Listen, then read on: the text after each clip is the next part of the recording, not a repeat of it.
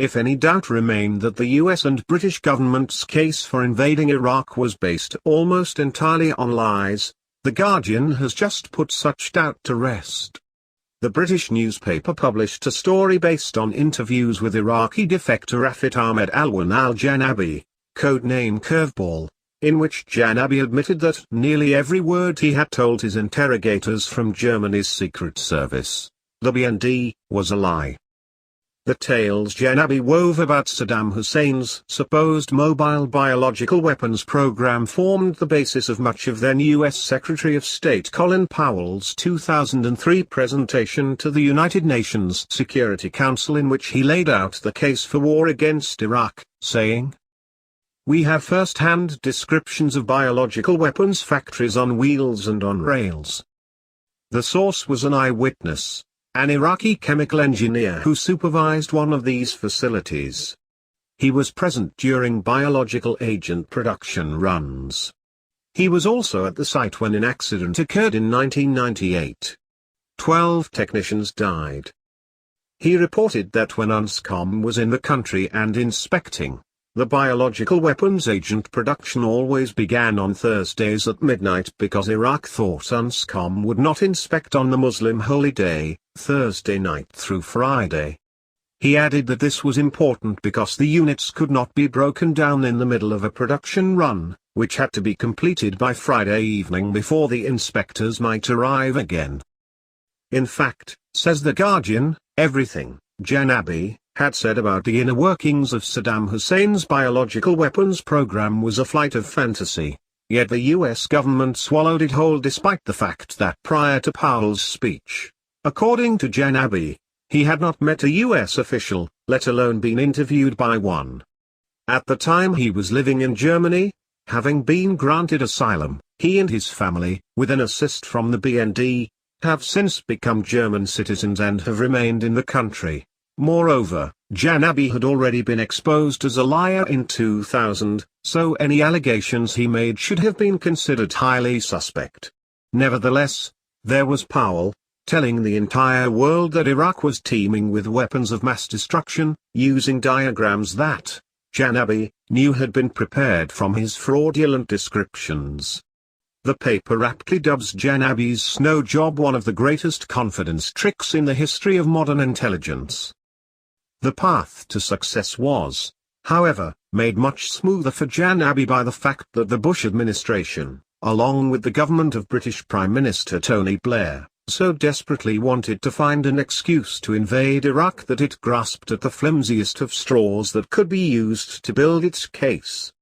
It is known, for example, that both the US and UK governments tried to provoke Saddam into firing the first shot in the war, and that the Blair government had, in the words of BBC correspondent Andrew Gilligan, sexed up its intelligence dossier supposedly proving the existence of Iraq's WMD incontrovertibly.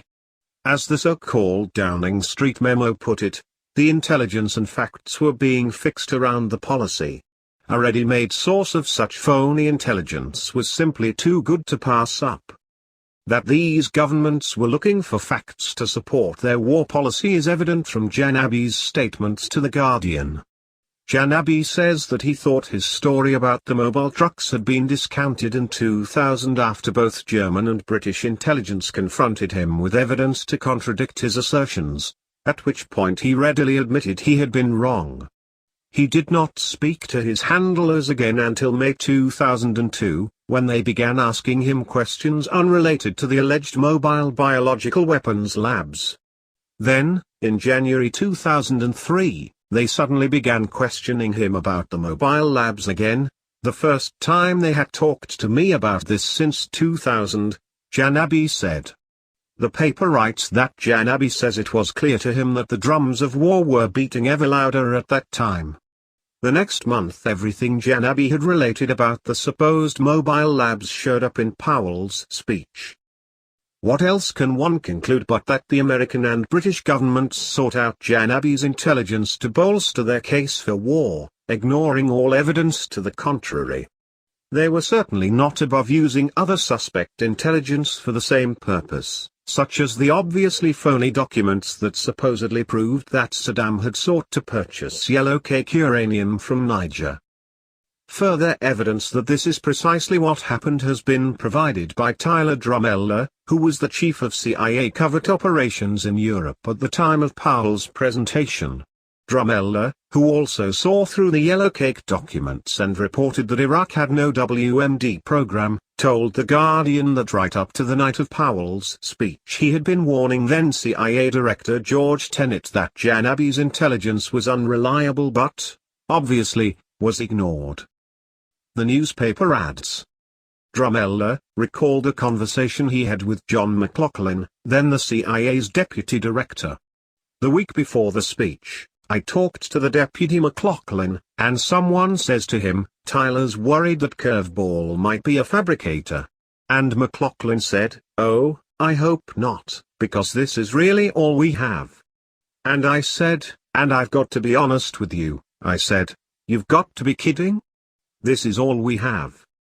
Asked whether Powell could have made a public case for war without Curveball, he said, "Not at the time they did. It would have been a lot less dramatic and there would have been a lot more debate in Congress in the US than if you have a source who says, for example, they can drop anthrax over the city of London."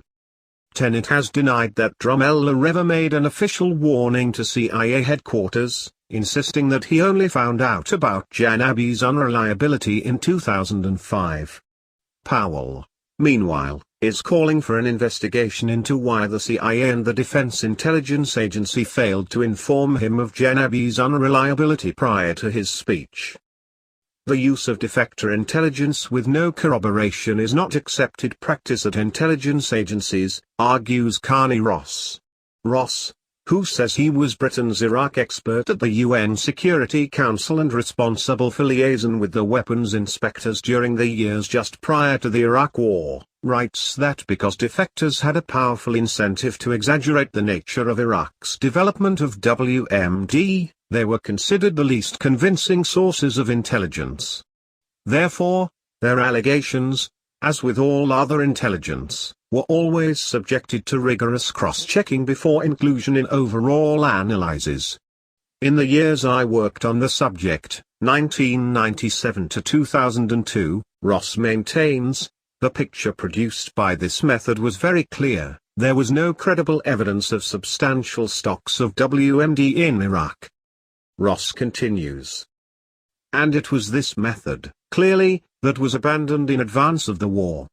Instead of a careful cross-checking of evidence, reports that suited the story of an imminent Iraqi threat were picked out, polished and formed the basis of public claims like Colin Powell's presentation to the UN Security Council, or the No. 10 dossier.